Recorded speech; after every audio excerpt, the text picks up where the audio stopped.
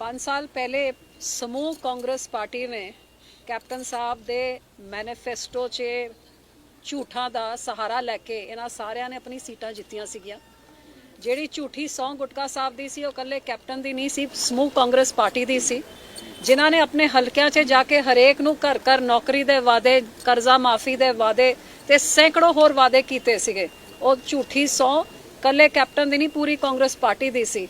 ਅੱਜ ਜਦ ਦੁਬਾਰਾ ਇਹਨਾਂ ਦੀ ਜ਼ਰੂਰਤ ਹੋ ਰਹੀ ਹੈ ਲੋਕਾਂ ਦੇ ਵਿੱਚ, ਜਾਂ ਲੋਕੀ ਸਵਾਲ ਕਰ ਰਹੇ ਨੇ, ਤਾਂ ਤੁਸੀਂ ਦੇਖੋ ਕਿ ਕਾਂਗਰਸੀ ਵਿਧਾਇਕ ਚੱਕ ਕੇ ਲੋਕਾਂ ਨੂੰ ਕੁੱਟਣ ਲੱਗ ਗਏ ਨੇ। ਮੈਂ ਕਹਿੰਦੀ ਹਾਂ ਇਹਨਾਂ ਦਾ ਚਿਹਰਾ ਬੇਨਕਾਬ ਹੋਇਆ ਤੇ ਬਚ ਕੇ ਰਹਿਣ, ਕਿਉਂਕਿ ਉਹ ਦਿਨ ਦੂਰ ਨਹੀਂ ਕਿ ਜਿਹੜਾ ਕਾਂਗਰਸੀ ਜਾਊਗਾ ਲੋਕਾਂ ਨੇ ਉਹਨਾਂ ਨੂੰ ਕੁੱਟਣਾ ਹੈ।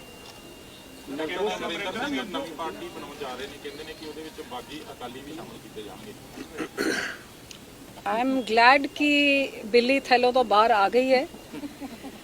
ਜਿਹੜਾ ਮੈਂ 5 ਸਾਲ ਕਹਿੰਦੀ ਰਹੀ ਹੈ, ਕੈਪਟਨ ਸਾਹਿਬ 5 ਸਾਲਾਂ ਤੋਂ ਹੀ ਬੀਜੇਪੀ ਦੀ ਲਾਈਨ ਲੈਂਦੇ ਰਹੇ ਨੇ। ਭਾਵੇਂ ਕਰਤਾਰਪੁਰ ਸਾਹਿਬ ਦੇ ਲਾਂਘੇ ਦੇ ਜੋ ਨੀਂਹ ਪੱਥਰ ਰੱਖਿਆ ਗਿਆ, ਜਿੱਥੇ ਸਾਰੇ ਦੁਨੀਆ ਦੇ ਸਿੱਖਾਂ ਨੇ ਸ਼ਲਾਘਾ ਕੀਤੀ, ਉੱਥੇ ਵੀ ਕੈਪਟਨ ਸਾਹਿਬ ਨੇ ਆਤੰਕਵਾਦ ਤੇ ਫਲਾਂ ਟਿਮਕਾ ਉਹ ਲਾਈਨ ਜਿਹੜੀ ਬੀਜੇਪੀ ਬੋਲਦੀ ਹੈ। ਤੇ ਆਹੀ ਕਾਰਨ ਹੈ, ਤੁਸੀਂ ਦੇਖੋਗੇ ਕਿ ਜਦੋਂ ਵੀ ਕੋਈ ਵੀ ਕਾਂਗਰਸੀ ਜਾਂ ਪ੍ਰਧਾਨ ਮੰਤਰੀ ਜਿਹੜੇ ਵਿਰੋਧੀ ਕਾਂਗਰਸੀ ਨੂੰ ਜਾਂ ਮਮਤਾ ਬੈਨਰ ਕਿਸੇ ਨੂੰ ਛੱਡਦੇ ਨਹੀਂ ਹੈ, ਕਦੇ ਵੀ ਕੈਪਟਨ ਦੇ ਖਿਲਾਫ 5 ਸਾਲਾਂ 'ਚ ਜੇ ਇੱਕ ਸ਼ਬਦ ਪ੍ਰਧਾਨ ਮੰਤਰੀ ਦੇ ਮੂੰਹ ਜੇ ਕੈਪਟਨ ਦੇ ਖਿਲਾਫ ਬੋਲਿਆ, ਮੈਨੂੰ ਤੁਸੀਂ ਰਿਕਾਰਡਿੰਗ ਕੱਢ ਕੇ ਦਿਖਾਓ।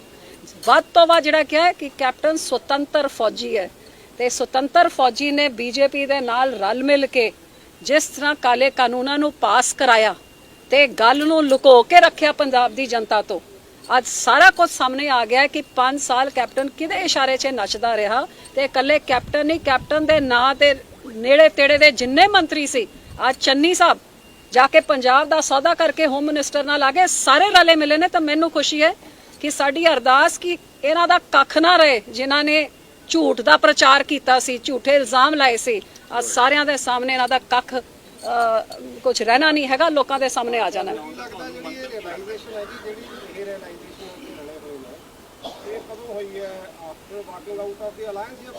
ਨਹੀਂ ਜੀ, ਬਹੁਤ ਪਹਿਲਾਂ 2017 ਚੋਂ ਸਾਨੂੰ ਸਾਰਿਆਂ ਨੂੰ ਪਤਾ ਹੈ ਕਿ ਬੀਜੇਪੀ ਨੇ ਕੈਪਟਨ ਸਾਹਿਬ ਨੂੰ ਮਦਦ ਕੀਤੀ ਸੀਗੀ ਤੇ ਆਪਣੀ ਵੋਟਾਂ ਟ੍ਰਾਂਸਫਰ ਕਰਾਈਆਂ ਸੀਗੀਆਂ।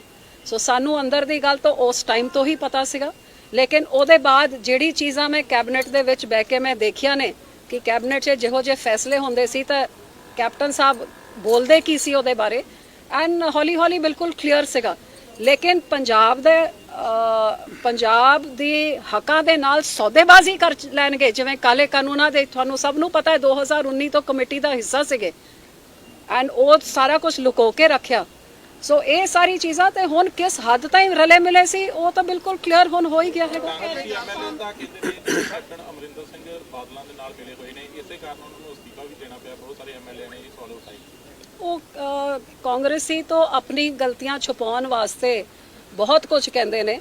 ਸੋ ਜੇ ਰਲੇ ਮਿਲੇ ਹੁੰਦੇ ਤੇ ਅੱਜ ਕੈਪਟਨ ਸਾਹਿਬ ਦਾ ਸ਼ਾਇਦ ਇਹ ਹਾਲ ਨਹੀਂ ਹੁੰਦਾ, ਕਿਉਂਕਿ ਅਕਾਲੀ ਦਲ ਦੀ ਪੂਰੀ ਸਪੋਰਟ ਉਹਨਾਂ ਨੂੰ ਹੁੰਦੀ।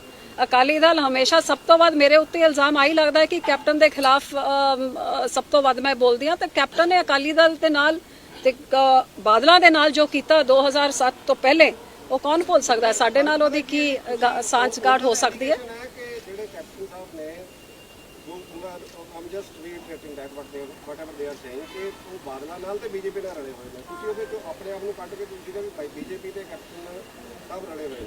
But why did it take you 4.5 years to spell out this situation? No, I had understood the situation long before. ਪਰ ਕਿਸ ਹੱਦ ਤਾਈਂ ਉਹ ਰਲੇ ਮਿਲੇ ਨੇ ਇਹ ਸ਼ਾਇਦ ਮੈਨੂੰ ਹੁਣ ਪਤਾ ਲੱਗ ਰਿਹਾ ਕਿਸ ਹੱਦ ਤਾਈਂ ਰਲੇ ਮਿਲੇ ਨੇ। ਜੋ ਤਾਂ ਜਦ ਕਾਲੇ ਕਾਨੂੰਨ ਪਾਸ ਹੋਏ ਉਸ ਟਾਈਮ ਜਦ ਉਸ ਦਾ ਹਿੱਸਾ ਸੀਗੇ, ਮੈਂ ਤਾਂ ਹੀ ਸਮਝ ਗਈ ਸੀਗੀ। ਲੇਕਿਨ ਸਾਡਾ ਗਠਬੰਧਨ 30-35 ਸਾਲ ਪੁਰਾਣਾ ਸੀਗਾ ਤੇ ਸਾਡਾ ਇੱਕ ਪੰਜਾਬ ਦੇ ਭਲੇ ਵਾਸਤੇ ਸੀਗਾ, ਇੱਕ ਪੰਜਾਬ ਨੂੰ ਅੱਗੇ ਲਿਜਾਣ ਵਾਸਤੇ, ਅਮਨ ਸ਼ਾਂਤੀ ਭਾਈਚਾਰਕ ਸਾਂਝ ਵਾਸਤੇ ਸੀਗਾ। It was an alliance for the betterment of Punjab, for national security. So captain ਦੇ ਨਾਲ ਰਲੇ ਰੋਲੇ ਨੇ, ਉਹ ਜਾਣਨ ਸਾਡੀ ਅਲਾਈਅੰਸ ਉਹਨਾਂ ਦੇ ਨਾਲ ਬਿਲਕੁਲ ਸਾਫ਼ ਸੁਥਰੀ ਸੀਗੀ। ਅਸੀਂ ਅਲਾਈਅੰਸ 'ਚ ਰਹਿ ਕੇ ਕਿਸੇ ਹੋਰ ਦੀ ਮਦਦ ਕਰਕੇ ਕਿਸੇ ਹੋਰ ਦੇ ਨਾਲ ਹੱਥ ਨਹੀਂ ਮਿਲਾ ਰਹੇ ਸੀਗੇ। ਕੈਪਟਨ ਆਪਣੀ ਪਾਰਟੀ 'ਚ ਰਹਿ ਕੇ ਆਪਣੀ ਪਾਰਟੀ ਨਾਲ ਬੇਵਫਾਈ ਕਰ ਰਹੇ ਸੀਗੇ, ਪੰਜਾਬ ਨਾਲ ਬੇਵਫਾਈ ਕਰ ਰਹੇ ਸੀਗੇ, ਤੇ ਬੀਜੇਪੀ ਜੋ ਪੰਜਾਬ ਦੇ ਨਾਲ ਕਰ ਰਹੀ ਸੀ, ਹੁਣ ਬਿਲਕੁਲ ਸਾਰੀ ਦੁਨੀਆ ਨੂੰ ਕਲੀਅਰ ਹੈਗਾ, ਸਾਰੇ ਦੇਸ਼ ਨੂੰ ਕਲੀਅਰ, ਪੰਜਾਬ ਨੂੰ ਵੀ ਕਲੀਅਰ ਹੈ। ਅਸੀਂ ਵਫਾਦਾਰੀ ਦੇ ਨਾਲ ਪੰਜਾਬ ਦੇ ਨਾਲ ਤਾਂ ਵੀ ਖੜੇ ਰਹੇ, ਅੱਜ ਵੀ ਖੜੇ ਹਾਂ, ਤੇ ਹੁਣ ਇਹ ਸਾਰੇ ਜਿਹੜੇ ਭਾਵੇਂ ਇਕੱਠੇ ਹੋ ਕੇ ਹਮੇਸ਼ਾ ਨਿਸ਼ਾਨਾ ਅਕਾਲੀ ਦਲ ਨੂੰ ਬਣਾਇਆ, ਕਿਉਂਕਿ ਇੱਕ ਖੇਤਰੀ ਪਾਰਟੀ ਪੰਜਾਬ ਤੇ ਪੰਜਾਬੀਆਂ ਦੀ ਹੱਕਾਂ ਦੀ ਰਾਖੀ ਵਾਸਤੇ ਲੜਨ ਵਾਲੀ, ਕੁਰਬਾਨੀਆਂ ਦੇਣ ਵਾਲੀ ਪਾਰਟੀ, ਇਹ ਸਾਰੇ ਇਕੱਠੇ ਹੋ ਕੇ ਇੱਕ ਦੂਜੇ ਦੀ ABCD ਟੀਮ ਬਣੇ ਹੋਏ ਨੇ। ਤੇ ਉਹ ਜਿਹੜੇ ਬਾਗੀ ਅਕਾਲੀ ਦਲ ਵਾਲੇ ਹੈਗੇ, ਜਿਹੜੇ ਵੀ ਬੀਜੇਪੀ ਦੇ ਇਸ਼ਾਰੇ 'ਚ ਨੱਚ ਰਹੇ ਸੀ, ਹੁਣ ਸਾਰੇ ਇਕੱਠੇ ਹੋ ਕੇ ਸਾਰੇ ਲੋਕੀ ਪਹਿਚਾਨ ਜਾਣਗੇ ਨਾ ਜੀ। ਮੈਨੂੰ ਕਾਹਨੂੰ ਪੁੱਛ ਰਹੇ ਹੋ? ਲੋਕੀ ਦੇਖਣਗੇ ਤੇ 2022 'ਚ ਜਵਾਬ ਦੇਣਗੇ। ਤੁਹਾਡਾ ਅਲਾਈਅੰਸ ਜਿਹੜਾ ਉਹਨਾਂ ਨਾਲ ਹੈ, it was a holy alliance, ਉਹਨਾਂ alliance is unholy. No, I'm not calling it unholy. I'm saying our alliance was 35 years old. And while we were in the alliance, we were in the alliance. We were not doing backdoor shake hands, like going to Kapurthala house to say I'm going to pack my luggage and going and meeting Amit Shah and making all these unholy things and giving consent for the black laws and then going behind closed doors and planning how to defame the agitation. That is an unholy alliance. I did not do like Mr. Channi, go there to shake hands and then sign off half of Punjab. This is unholy. What Akali Dal has done it in the name of people and in the name of Punjab and for all to see. We do have nothing to hide and we're proud of that. Is there any possibility of pre or post alliance with the Captain? Out of the question. We will never ally with somebody who is stabbing Punjabis and stabbing Punjab at the back and aligning with a party that has gone out of its way not only to finish off Punjab's agriculture, take over half of Punjab and defame the Sikh community. What they have done for what Badal Sahab has stood for is bhaicharik sanj and aman shanti. He's given up his entire life. Saadi bhaicharik sanj da haal ki kar deta hai. You think BJP and Dekho, as far as I am concerned, out of the question, I am not the party. I am not the party president, and I am too junior to be making any kind of decisions. But one thing is for sure: anyone who is against Punjab, Akali Dal will never ally with any such person. We broke a 30-year-old alliance. If we can break it, it was not because we didn't like somebody's face, or this was not the old Vajpayee kind of NDA. This was a dictatorship which was going on. But because this alliance took place between Badal Sahab and Vajpayee ji with a certain vision for the betterment of Punjab and for the communal harmony of Punjab, we wanted to carry it on, but not at the cost of who Punjab. is defaming Sikh community, BJP or the government? I mean, will you clearly identify or the chances? I think people are very clear. Is there any difference between BJP and government? Is it going on at government level also? Sorry? Is it going on, the attempts to defend the community, are they going on at government level also? Which government are you talking about? The government. The government and the BJP is the same thing. There's no difference between them. Sometimes there is a very thin line. Do you think is that line existing or not? Absolutely not. It is the one and the same thing. Madam Thank ਜਿਹੜੀ you. ਇਹ ਘਟਨਾ ਵਾਪਰੀ ਹੈ ਉਸ ਤੋਂ ਬਾਅਦ ਤਸਵੀਰਾਂ ਜਿਹੜੀਆਂ ਨੇ ਬੀਜੇਪੀ ਦੇ ਮੰਤਰੀਆਂ ਦੇ ਨਾਲ ਸਾਹਮਣੇ ਆਈਆਂ ਨੇ। ਉਸ ਤੋਂ ਬਾਅਦ ਕਈ ਤਰੀਕੇ ਤੋਂ ਸਵਾਲ ਖੜੇ ਹੋ ਰਹੇ ਨੇ। ਕੈਪਟਨ ਅਮਰਿੰਦਰ ਸਿੰਘ ਹੋਣਾ ਨੇ ਵੀ ਗੱਲ ਕਿਹਾ ਕਿ ਨਾਰਮਲ ਨਹੀਂ ਨਾਰਮਲ ਉੱਤੇ ਲੱਗਦੀ। ਅਕਾਲੀ ਦਲ ਦੀ ਕੀ ਸਟੈਂਡ ਹੈ ਕਿ ਇਹ ਇੱਕ ਸਾਜ਼ਿਸ਼ ਹੈ ਜਾਂ ਕਿਵੇਂ? Dekho, Akali Dal has said from the beginning that we strongly condemn what happened.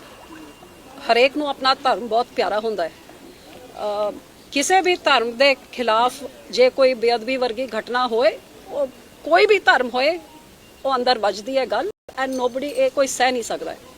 So while we strongly condemn this, and we are from day one said ki this needs to be further investigated, because the way it happened, the timing of when it happened, and to defame the farmer agitation and to defame the Sikhs, what has been happening in the last few days, be it the minister in Lakhimpur openly instigating people, be it Mr. Khattar in Haryana, or be it the incident before that where the SDM is openly telling the cops to break the heads of the farmers.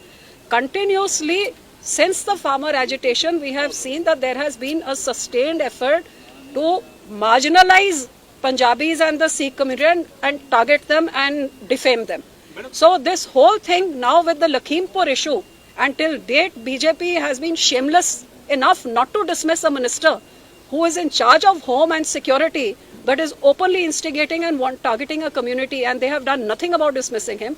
Clearly, they may have wanted to divert the attention to something else as well, and again, what Indira Gandhi did in the 80s is target a community and target our holy shrines to win an election. Very possible. So we have said from day one that there needs to be a sitting Supreme Court judge that needs to dungyai de naal, gehrai de naal go into the whole thing ki ek ਮਜ਼ਦੂਰ ਬੰਦਾ ਜਿਹੜਾ ਦਿਹਾੜੀ ਕਰਦਾ ਹੈ, ਦਿਹਾੜੀ ਕਰਕੇ ਪੇਟ ਪਾਲਦਾ ਹੈ, ਉਹ ਦਿਹਾੜੀ ਛੱਡ ਕੇ ਇੰਨੀ ਦੂਰ ਜਾ ਕੇ ਨਸ਼ੇੜੀ ਉਹ ਉੱਥੇ ਪਹੁੰਚ ਕੇ ਆ ਸਾਰਾ ਕੁਝ ਹੋਏ, ਦਾਲ 'ਚ ਕੁਝ ਕਾਲਾ ਤਾਂ ਜ਼ਰੂਰ ਨਜ਼ਰ ਆਉਂਦਾ ਹੈ। ਹੁਣ ਪੰਜਾਬ ਦੇ ਵਿੱਚ ਜਿਹੜਾ ਬੇਇੱਜ਼ਤ ਦਾ ਦਾਇਰਾ ਵਧਾਇਆ ਗਿਆ ਉਹਦੇ ਤੇ ਤੁਹਾਡਾ ਕੀ ਕਹਿਣਾ? Strongly condemn. ਜਿਹੜੀ ਕਾਂਗਰਸ ਸਰਕਾਰ ਨੇ, ਚੰਨੀ ਸਰਕਾਰ ਨੇ ਆਨਸਾਰ ਅੱਧਾ ਪੰਜਾਬ ਕੇਂਦਰ ਦੇ ਹਵਾਲੇ ਕਰ ਦਿੱਤਾ ਹੈਗਾ। We have always fought for more powers to the state. ਪਹਿਲੇ ਕੈਪਟਨ ਨੇ ਸਾਡੀ ਐਗਰੀਕਲਚਰ ਜਿਹੜੀ ਸਟੇਟ ਸਬਜੈਕਟ ਹੈ ਉਹ ਜਾ ਕੇ ਹਾਮੀ ਭਰ ਕੇ ਸਾਡਾ ਸਾਰਾ ਤੈਸ਼-ਨੈਸ਼ ਕਰਤਾ। ਤੁਸੀਂ ਦੇਖਿਆ ਸਾਰਾ ਪੰਜਾਬ ਦਾ ਕੀ ਹਾਲ ਹੋਇਆ। ਤੇ ਇਹ ਕਾਂਗਰਸ ਇਨ ਇਟਸ ਚਾਲ ਕਿ ਹੁਣ ਅਸੀਂ ਕੈਪਟਨ ਨੂੰ ਕੁਰਸੀ ਤੋਂ ਲਾ ਕੇ ਕੋਈ ਦੂਜਾ ਉੱਥੇ ਬਿਠਾ ਦਈਏ ਤਾਂ ਕਿ ਆਪਾਂ ਕਹਿ ਦਈਏ ਸਾਰੀ 5 ਸਾਲ ਦੀ ਐਂਟੀ ਉਹ ਨਿਕੰਮਾ ਸੀਗਾ। ਨਿਕੰਮਾ ਤੇ ਪੂਰੇ ਕਲੈਕਟਿਵ ਰਿਸਪੌਂਸਿਬਿਲਿਟੀ ਹੁੰਦੀ ਹੈ ਪੂਰੇ ਸਰਕਾਰ ਦੀ। ਤੇ ਚੰਨੀ ਸਾਹਿਬ ਆਨ ਸਾਰੀ ਤੁਸੀਂ ਅੱਧਾ ਪੰਜਾਬ ਉਹਨਾਂ ਦੇ ਹਵਾਲੇ ਕਰ ਦਿਓ।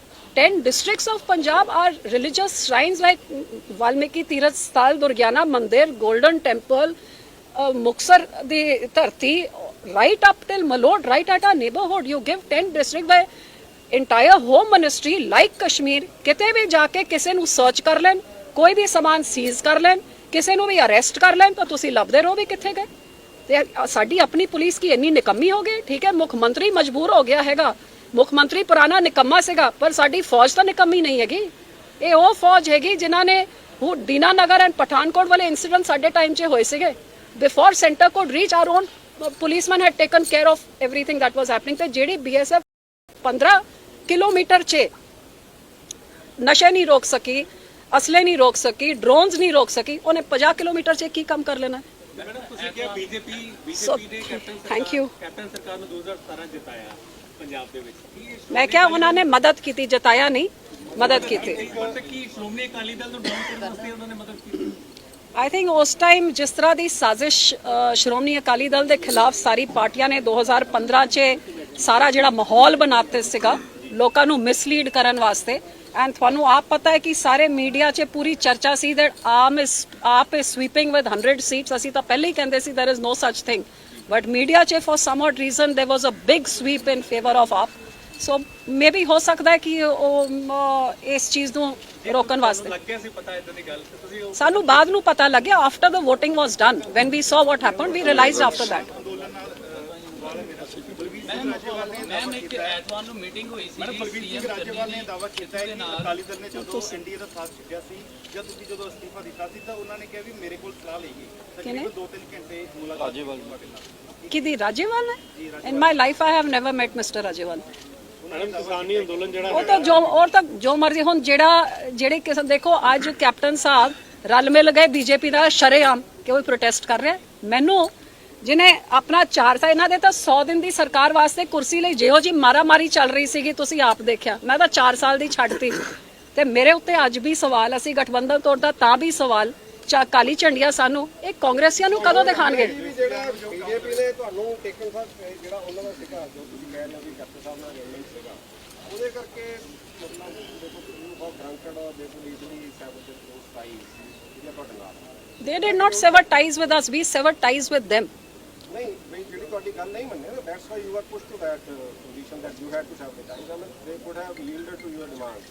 No, they could have, but it is clear after 800 farmers have died and an agitation which has been sitting on the roads for 1 year, they have no intentions of either giving in and ਲੱਗਦਾ ਵੀ BJP ਨੂੰ ਜਿਹੜਾ clandestine agreement between Congress and BJP, ਉਹਦੇ Captain ਕਰਕੇ BJP. ਦੇ to keep easy ਐਸ ਫਾਰ ਐਸ ਯੂ ਨਹੀਂ ਜੀ ਬੀਜੇਪੀ 'ਚ ਮੈਜੋਰਿਟੀ ਦੀ ਡਿਕਟੇਟਰਸ਼ਿਪ ਤੁਸੀਂ ਯੂ ਸੌ ਪਾਰਲੀਮੈਂਟ 'ਚ ਹੁੰਦਾ ਕੀ ਹੈ, ਬਿੱਲ ਕਿਵੇਂ ਪਾਸ ਹੋਏ। After I resigned, it became a national issue and by the time 2 days later it reached Rajya Sabha, 18 parties opposed it. But just in the sheer numbers, BJP passed the bill. So ਉੱਥੇ ਤਾਂ dictatorship ਚੱਲ ਰਹੀ ਹੈ ਬਲ ਆਪਣੇ ਨੰਬਰਾਂ ਦੇ ਬਲ 'ਚ। ਮੈਡਮ ਕਿਸਾਨੀ ਅੰਦੋਲਨ ਨੇ ਪੰਜਾਬ ਨੂੰ ਹਿਲਾ ਕੇ ਰੱਖ ਦਿੱਤਾ। ਇਸ ਗੱਲ ਨੂੰ ਤਾਂ ਤੁਸੀਂ ਮੰਨੋਗੇ। ਉਹ ਜਿਸ ਟਾਈਮ ਤੇ ਬਿੱਲ ਪਾਸ ਹੋਇਆ ਤੁਸੀਂ ਅੰਦਰ ਹੀ ਸੀਗੇ, ਬਾਹਰ ਆ ਕੇ ਤੁਸੀਂ ਰਿਜ਼ਾਈਨ ਅਨਾਉਂਸ ਕਰ ਦਿੱਤਾ, ਪਰ ਬਿੱਲ ਜਿਹੜਾ ਬਿਲਕੁਲ ਤੁਹਾਡੀ ਮੌਜੂਦਗੀ 'ਚ ਹੋਇਆ। ਬਿਲਕੁਲ ਗਲਤ ਤੁਸੀਂ ਕਹਿ ਰਹੇ ਹੋ ਐਂਡ ਆਈ ਵਿਸ਼ ਤੁਸੀਂ ਆਪਣੇ ਫੈਕਟਸ ਨੂੰ ਕਰੈਕਟ ਕਰਕੇ ਤਾਂ ਕੁਝ ਬੋਲਿਆ ਕਰੋ। ਮੈਂ ਅੰਦਰ ਬੈਠ ਕੇ after Sukhbir ji spoke and opposed and lastly appealed again that please send it to select committee। ਇਸ ਤਰ੍ਹਾਂ ਕਿਸਾਨਾਂ ਦੇ ਗੱਲਬਾਤ ਕੀਤੇ ਬਿਨਾ ਉਹਨਾਂ ਦੀ ਸਹਿਮਤੀ ਦੇ ਬਿਨਾ ਨਾ ਪਾਸ ਕਰੋ। ਜਦ ਸਾਡੀ ਨਹੀਂ ਸੁਣੀ ਗਈ ਮੈਂ ਉੱਥੋਂ ਨਿਕਲ ਕੇ PM ਦੇ ਦਫ਼ਤਰ 'ਚ ਜਾ ਕੇ ਉਹ ਅਸਤੀਫਾ ਮੂੰਹ 'ਚ ਮਾਰ ਕੇ ਵਾਪਸ ਆ ਕੇ ਜਦ VOTING ਹੋਈ ਸਾਰੇ ਕਾਂਗਰਸੀ ਤੇ ਆਮ ਆਦਮੀ ਨੇ ਵਾਕਆਊਟ ਕਰਤਾ ਗਿਣਤੀ ਘਟਾਤੀ ਤਾਂ ਕਿ ਆਰਾਮ ਨਾਲ ਪਾਸ ਹੋ। 2 ਆਵਾਜ਼ਾਂ ਨੇ ਜੋੜ ਦੀ, ਤੁਸੀਂ ਰਿਕਾਰਡਿੰਗ ਕੱਢੋ, ਜੋੜ ਦੀ ਅਦਾ ਅਪੋਜ਼ ਕੀਤਾ। ਜਦੋਂ VOTING ਹੋਈ ਤੁਸੀਂ ਅੰਦਰ ਨਹੀਂ ਸੀਗੇ ਉਸ ਟਾਈਮ ਉੱਥੇ? ਮੈਂ ਜਦ ਆਪ ਹੁਣ ਮੈਂ ਕੀ ਕਹਿ ਰਹੀ ਹਾਂ, you not heard what I said I came back. So they please tell him also. These are the way that they mislead. There are only 2 MPs of Punjab who voted against it. That is Sukhbir Singh Badal and Harsimrat Kaur Badal. Please do not. I wish. I'm proud of the fact that in history, जब वो कहते ना जब आग लगी से जंगल चे ते छोटी सी चिड़िया भी चूंद से पानी चक चक के बोए के तेरा के इतिहास से नात मेरा भी आ जाऊगा कि मैं बुझाने वाले चे सीगी।